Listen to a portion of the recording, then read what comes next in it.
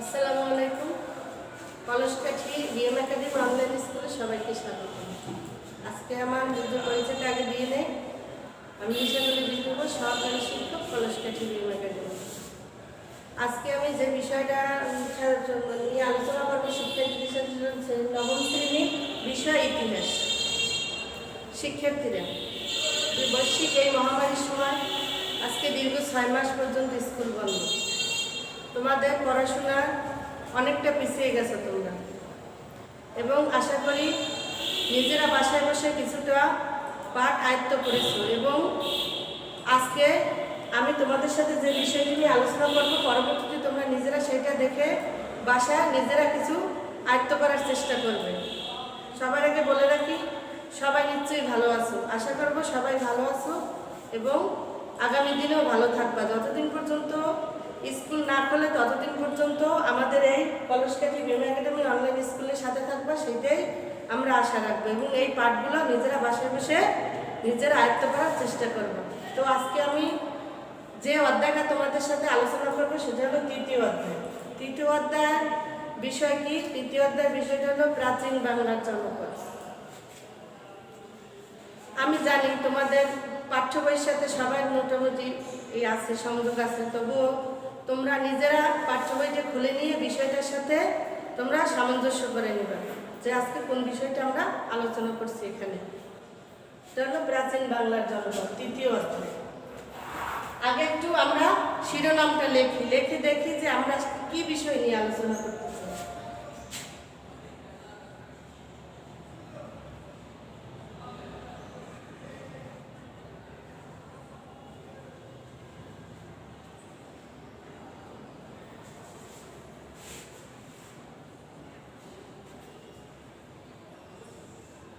প্রাচীন বাংলার জনপদ। আমরা প্রথমে ইতিহাসের পরিচয় বিষয়ে প্রথম অধ্যায় আমরা পড়েছি ইতিহাস পরিচিতি, দ্বিতীয় অধ্যায় পড়েছি বিশ্ব সভ্যতা। ইতিহাস পরিচিতি থেকে আমরা জানছি যে ইতিহাসটা কোথা থেকে শুরু হয়েছে, কোথায় তার উৎপত্তি, ইতিহাস কে প্রথম রচনা করেছেন তা। তারপর আমরা বিশ্ব সভ্যতা, যে মানুষের সভ্যতা কোথা থেকে শুরু হয়েছে এবং কিভাবে মানুষ তার প্রথম বসতি স্থাপন করেছে, এবং সেই বসতি স্থাপন থেকে জনপদের সৃষ্টি। জনপদ কি? জনপদ যেখানে মানুষ একত্রিত হয়ে বসবাস করে বা ভিন্ন ভিন্ন অঞ্চলে বসবাস করে, সেটাই জনপদ। তো আমরা আজকে জানবো যে প্রাচীন বাংলার কি কি জনপদ ছিল এবং কয়টা জনপদ ছিল। আসলে বাংলা নামের যে এই অখণ্ড রাষ্ট্রটা, এটা একদিনে সৃষ্টি হয়নি।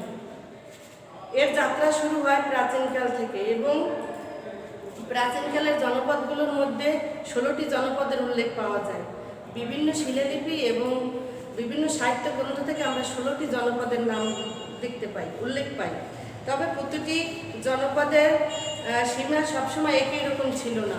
কখনো কোনো জনপদের বিস্তৃতি ঘটেছে, আবার কোনোটা বিস্তৃতি কম হয়েছে। সবসময় জনপদ এক রকমের ছিল না। সেইটাই আজকে আমরা জানবো যে কোনটা সীমা বেড়েছে, কোনটা সীমা কমেছে। প্রথমে আমরা যে 16টা জনপদের নাম জানতে পারি, সেই 16টা জনপদের নাম থেকে উল্লেখযোগ্য যে জনপদগুলো আছে তা নিয়ে আজকে আমরা আলোচনা করব। সেই উল্লেখযোগ্য 8টি জনপদ হলো, প্রথমে বলি, আমরা যে উল্লেখযোগ্য 16টি জনপদের নাম জানতে পারি তার থেকে আমরা 8টি জনপদের বর্ণনা পাই। যেহেতু জনপদগুলো ছিল প্রাচীনকালের, তাই সেই প্রাচীনকালের যে 16টি জনপদের 8টি জনপদের কথা আমরা জানতে পারি। সেই 8টি জনপদগুলো হলো কি কি? গৌড়, বঙ্গ, পুন্ড্র, হরিকেল, সমতট, বরেন্দ্র, তাম্রলিপ্ত এবং চন্দ্রদ্বীপ। আজকে আমরা প্রথমে জনপদগুলোর নাম একটু লিখে আমরা দেখি যে কি কি কোন কোন 8টি উল্লেখযোগ্য জনপদের নাম আমরা জানতে পারলাম। গৌড়,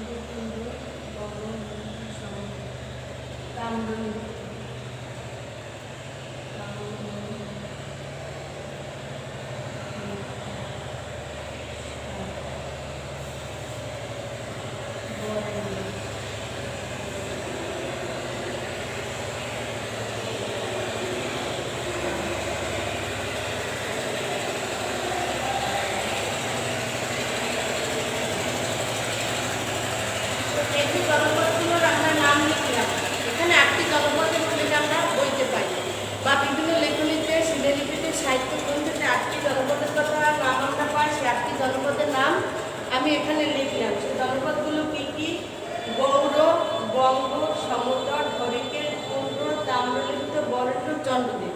তো এখন আমরা জানবো যে এই 8টি যে জনপদের উল্লেখ আমরা বইতে পেয়েছি বা বিভিন্ন শিলালিপিতে সাহিত্য গ্রন্থে যে 8টি জনপদের উল্লেখ আমরা পাই, সেই 8টি জনপদের কোথা থেকে এই জনপদগুলোর সৃষ্টি হয়েছে, কোন কোন অঞ্চলব্যাপী বিস্তৃত ছিল এবং কোন কোন অঞ্চল এখনো এই জনপদগুলো আছে, সেটা আমরা জানতে পারবো। তো নিচে আমরা যদি এই জনপদগুলোর একটু বর্ণনা আমরা শুনি, তাহলে আমরা বুঝতে পারবো যে জনপদগুলো ঠিক কোথায় ছিল, প্রাচীন বাংলার জনপদগুলো ঠিক কোথা থেকে সৃষ্টি হয়েছে। তো প্রথমে আমরা কোনটা দেখি, গৌড় জনপদ। আসলে গৌড় জনপদ কোথা থেকে এর উৎপত্তি হয়েছে বা কোথা থেকে শুরু হয়েছে সেটা সঠিকভাবে জানা যায় না, সঠিকভাবে কোথায় গড়ে ছিল সেটা জানা যায় না। তবে 6ষ্ঠ শতকের পূর্ব বাংলার উত্তর অংশে গৌড় নামে একটি জনপদের অস্তিত্ব ছিল বা গৌড় নামে একটি স্বাধীন রাজ্যের কথা জানা যায়। যে কত শতকে, 6ষ্ঠ শতকের পূর্ব বাংলার উত্তর অংশে গৌড় নামে একটি স্বাধীন রাজ্যের কথা জানা যায়। যে রাজ্যে তখন গৌড়ের রাজা ছিলেন শশাঙ্ক, তখন শশাঙ্ককে গৌড়রাজ বলা হতো এবং গৌড়ের রাজধানী ছিল কর্ণসুবর্ণ, যেটা বর্তমান মুর্শিদাবাদ জেলায় অবস্থিত। তো আমরা কি জানলাম যে প্রাচীন বাংলা আসলে গৌড় কোথায় গড়ে উঠেছে সেটা সঠিকভাবে জানা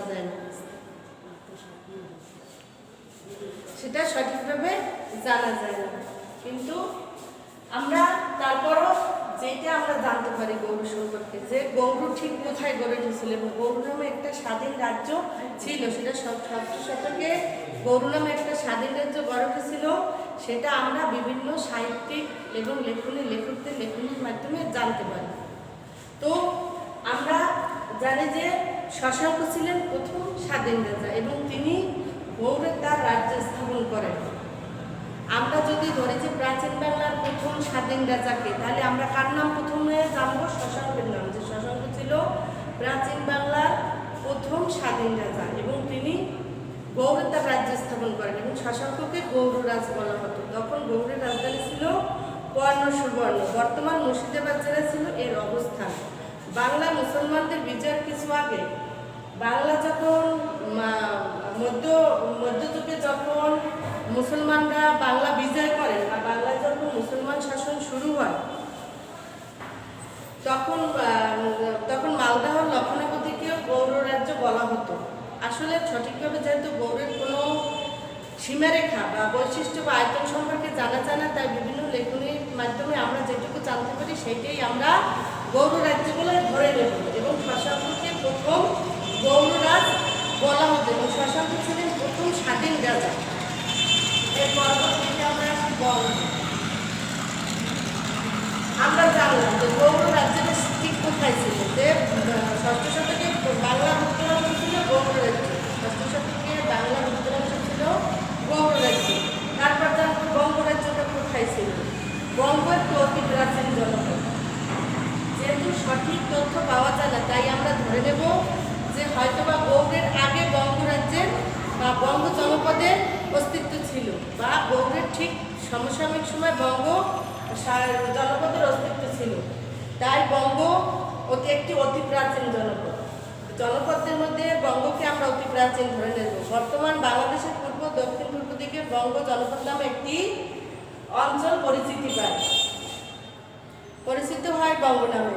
বর্তমান বাংলাদেশের পূর্ব দক্ষিণ পূর্বে বঙ্গ জনপদ নামে একটি অঞ্চল গড়ে উঠেছিল। বর্তমান যে আমরা বাংলাদেশ, যেটা আমাদের একটি আলাদা ভূখণ্ড, সেই বাংলাদেশের পূর্ব দক্ষিণ পূর্ব দিকে বঙ্গ জনপদ নামে একটি জনপদ গড়ে উঠেছিল।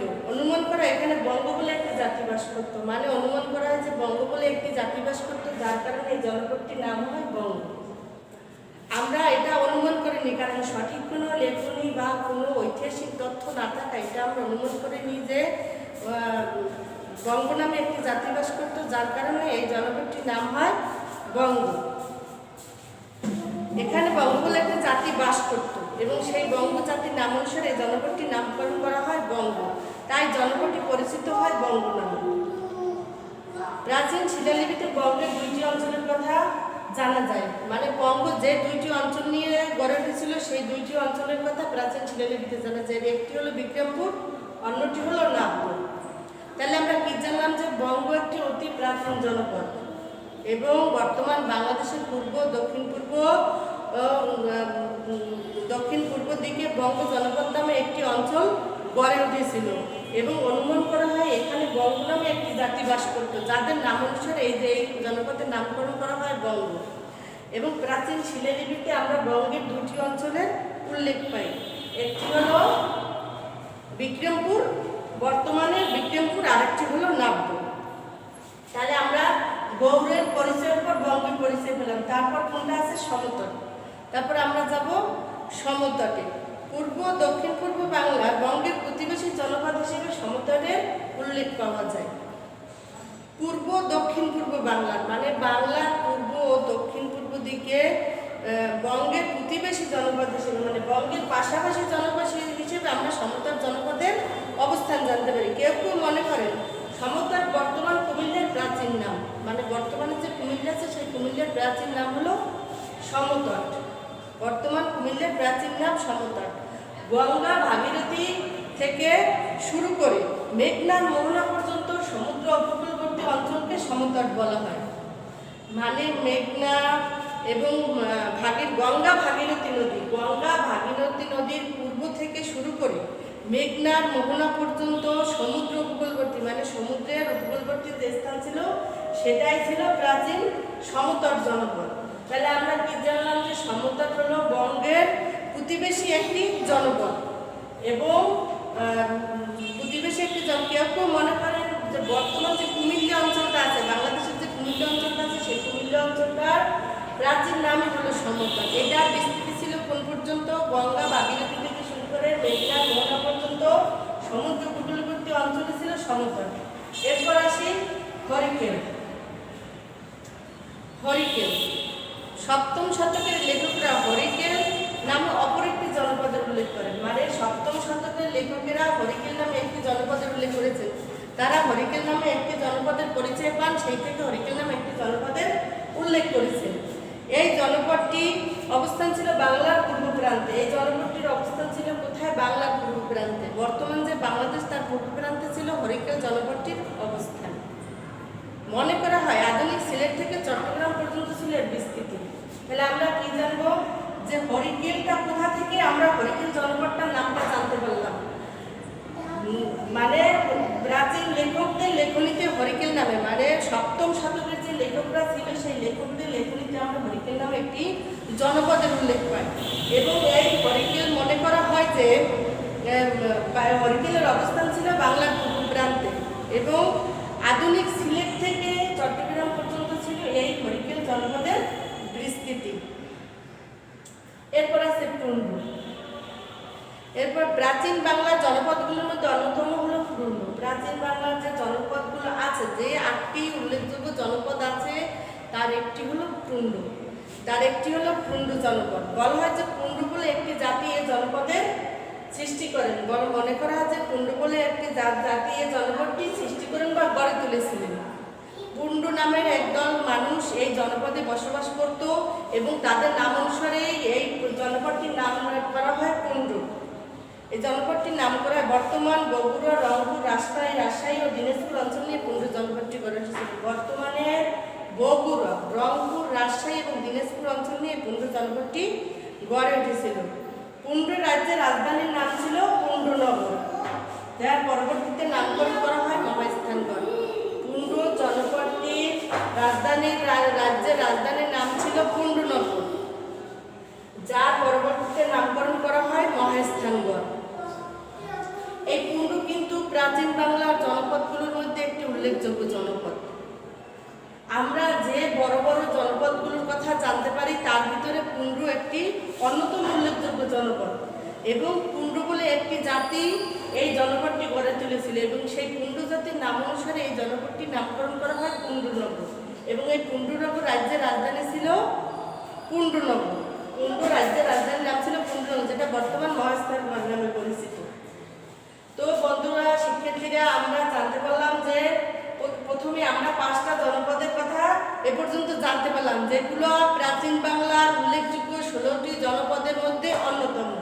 এরপরে আমরা জানবো তাম্রলিপ্ত জনপদের কথা।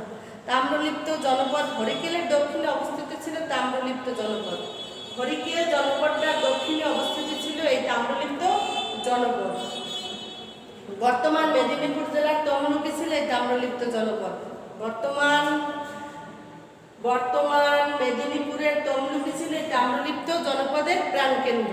বর্তমান যে মেদিনীপুর, পশ্চিমবঙ্গের মেদিনীপুরের তামলুকি ছিল এই তাম্রলিপ্ত প্রাণকেন্দ্র। এই তাম্রলিপ্ত ছিল হরিকেলের দক্ষিণে অবস্থিত একটি উল্লেখযোগ্য জনপদ। প্রাচীন বাংলার জনপদগুলোর মধ্যে একটি উল্লেখযোগ্য জনপদ ছিল তাম্রলিপ্ত, যেটা ছিল হরিকেলের দক্ষিণ অবস্থিত। বর্তমান মেদিনীপুর জেলার তমলুকি হচ্ছে এই তাম্রলিপ্ত জনপদের প্রাণকেন্দ্র ছিল, যেটা পরবর্তীকালে দণ্ডমুক্তি নামে পরিচিত হতে থাকে। এরপর আসি, আমরা তাহলে তাম্রলিপ্ত জনপদের কথা জানতে পারলাম। এরপর আসি বরেন্দ্র জনপদের কথা। বরেন্দ্র বা বরেন্দ্রভূমি নামে একটি জনপদ কথা জানা যায়। মানে বিভিন্ন লেখকদের বরেন্দ্র, বরেন্দ্রী বা বরেন্দ্রভূমি নামে অপর একটি জনপদের কথা জানা যায়। এটিও উত্তরবঙ্গের একটি জনপদ। মানে বর্তমান বাংলাদেশের উত্তর প্রান্তে অবস্থিত ছিল এই বরেন্দ্র জনপদটি। অনুমান করা হয় কুণ্ডের একটি অংশ জুড়ে বরেন্দ্রর অবস্থান ছিল। অনুমান করা হয়েছে কুণ্ডের একটি অংশ জুড়ে বরেন্দ্রর অবস্থান ছিল। মানে কুণ্ড যে জনপদটা ছিল, কুণ্ড ছিল একটি বড় বা বিস্তৃত জনপদ। সেই কুণ্ড জনপদটির একটি অংশ ছিল এই বরেন্দ্র। সেই বিস্তৃত জনপদের মধ্যে কিছুটা অংশ জুড়ে ছিল বরেন্দ্র জনপদ। বগুড়া, দিনাজপুর, রাজশাহী জেলায় ছিল এর অবস্থান। মানে বগুড়ার অঞ্চলে সম্ভবত এই বরেন্দ্র জনপদের অবস্থান ছিল। বগুড়া, দিনাজপুর এবং রাজশাহী অঞ্চলে সম্ভবত এই বরেন্দ্র জনপদের অবস্থান ছিল। তাহলে আমরা কি জানলাম যে পুণ্ড যে একটা বিস্তৃত জনপদ, সেই পুণ্ড জনপদের একটি অংশ ছিল এই বরেন্দ্র জনপদ, এবং পুণ্ডের একটি অংশ জুড়েই ছিল এই বরেন্দ্র। এটি উত্তরবঙ্গের একটি জনপদ। মানে এটি বাংলাদেশের উত্তর দিকের একটি জনপদ। এবং কোন কোন অঞ্চল জুড়ে এটি ছিল? বগুড়া, দিনাজপুর এবং রাজশাহী অঞ্চল জুড়ে ছিল এই বরেন্দ্র জনপদের অবস্থান। এরপর আমরা আসি আমাদের উল্লেখযোগ্য শেষ জনপদের বর্ণনায়, চন্দ্রদ্বীপ।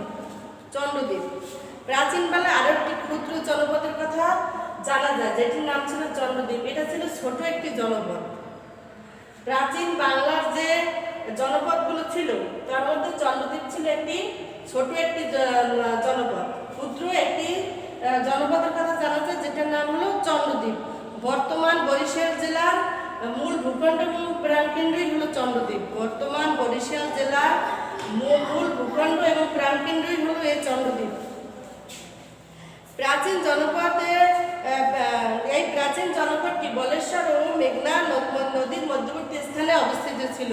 এই প্রাচীন জনপদটি বলেশ্বর এবং মেঘনা নদীর মধ্যবর্তী অঞ্চলে অবস্থিত ছিল। তাহলে আমরা কি জানলাম যে প্রাচীন যে জনপদগুলো ছিল, যে 7টি জনপদের বর্ণনা আমরা আগে পেয়েছি, তার মধ্যে 8টি জনপদের মধ্যে সবচেয়ে ক্ষুদ্র জনপদটি হল চন্দ্রদ্বীপ।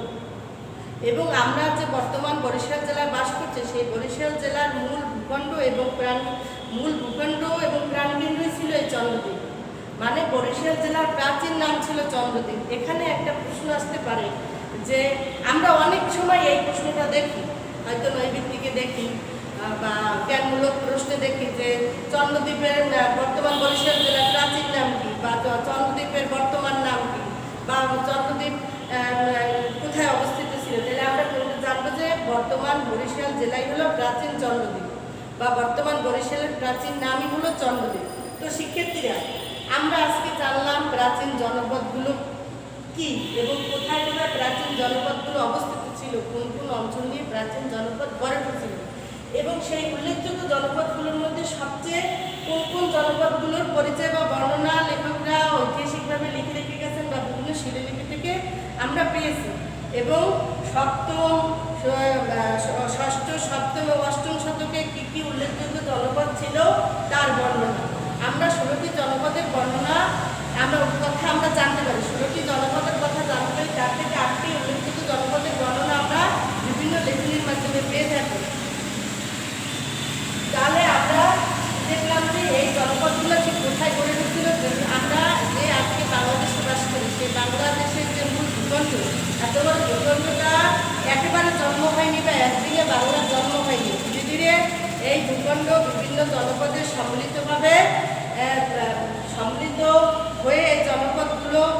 একত্রিত হয়ে পরে একটি মূল ভূখণ্ডের সৃষ্টি হয়, যেটা বাংলা নামে পরিচিত হয়। তারপর থেকে 1947 সালের পর দেশভাগের পর দুটি আলাদা রাষ্ট্র গঠিত হয়, একটা ভারতবর্ষ এবং একটা পাকিস্তান। সেই পাকিস্তানের আবার দুটি মূল ভূখণ্ড ছিল, একটি পূর্ব পাকিস্তান, একটি পশ্চিম পাকিস্তান। 1971 সালে মহান মুক্তিযুদ্ধের ফলে আমরা একটি অখণ্ড রাষ্ট্র পাই বাংলাদেশ। আমরা একটি অখণ্ড স্বাধীন রাষ্ট্রের জন্ম হয় বাংলাদেশ, এবং সেই বাংলাদেশ রাষ্ট্রের ভিতরেই ছিল এই প্রাচীন জনপদগুলোর অবস্থান। তাই আমরা জানবো যে ঠিক প্রাচীন জনপদগুলো কিভাবে সৃষ্টি হয়েছে, কোন কোন অঞ্চল নিয়ে বিভক্ত ছিল, এবং কোন কোন অঞ্চল এখনো বর্তমানে এই প্রাচীন জনপদগুলোর উল্লেখ পাওয়া যায়। তো প্রাচীন বাংলা জনপদ থেকে আমরা তখনকার বাংলার ভৌগোলিক অবস্থান, সীমারেখা, রাজনৈতিক বৈশিষ্ট্য ইত্যাদি সম্পর্কে মোটামুটি একটা ধারণা পাই। তাহলে কি প্রাচীন বাংলার জনপদ থেকে আমরা তখনকার বাংলার ভৌগোলিক অবস্থান, সীমারেখা জানতে পারি, এর বৈশিষ্ট্য জানতে পারি। প্রাচীন বাংলা তখনকার কোন রাজনৈতিক, প্রাচীন বাংলা তখন ছিল আলাদা আলাদা রাষ্ট্র, কোনো রাজনৈতিক ঐক্য ছিল না। তো এই বিভিন্ন শক্তিশালী শাসকগণ বিভিন্ন সময় বিভিন্ন অঞ্চল একত্রিত করে শাসন করতেন, এবং যে যতটা ক্ষমতাবান ছিলেন সে ততটা অঞ্চল নিয়ে এই জনপদগুলো শাসন করতেন। তো এই থেকে আমরা বিভিন্ন রাজ্য সম্পর্কে জানতে পারি, বিভিন্ন রাজা কোন কোন অঞ্চল নিয়ে শাসন করছেন, তখনকার স্বাধীন রাজা কে ছিলেন, শশাঙ্ক ছিলেন প্রথম স্বাধীন রাজা, এইসব সমস্ত কিছুর আমরা উল্লেখ পেয়ে থাকি।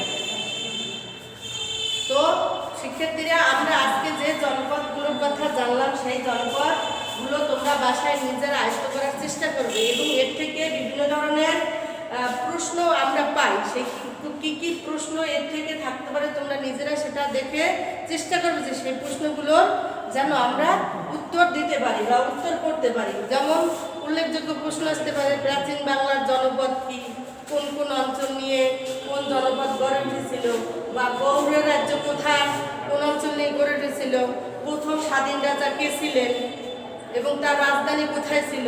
এই যে বিভিন্ন ধরনের প্রশ্ন আসতে পারে, সেই প্রশ্নগুলো তোমরা নিজেরা বাসায় আয়ত্ত করার চেষ্টা করবে। এবং এই যে আজকে জনপদ নিয়ে আলোচনা করলাম, সেই জনপদের পরবর্তীতে বাংলা বা আরও রাজ্যের রাষ্ট্রের সীমারেখা কীভাবে পরিবর্তন করছে, মানুষের সভ্যতা কীভাবে সামনে আনিয়ে গেছে, সেটা আমরা পরবর্তী ক্লাসে আলোচনা করব। তো আজকের মতো সবাইকে ধন্যবাদ, সবাই ভালো থাকবা, এবং আশা করব আজকের এই বিষয়টি নিয়ে সবাই বাসায় যার যার মতো নিজেরা একটু পাঠদানের চেষ্টা করবা। ধন্যবাদ সবাইকে।